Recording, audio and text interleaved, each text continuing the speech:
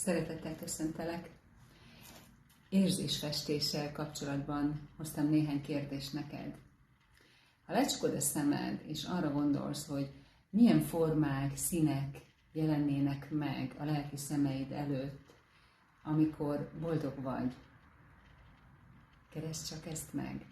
Aztán a következő kérdésem pedig az, hogy milyen lenne az a festmény, ami leginkább tükrözné most a jelenlegi álmaidat.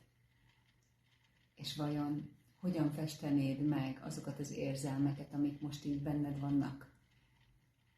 Érzed már, hogy mitől más az érzésfestés, ami minden mástól különbözik, és nem festünk egyforma képeket, hiszen az új lenyomatunk is különböző. Ezt a képet most hoztam a képkeretezőtől.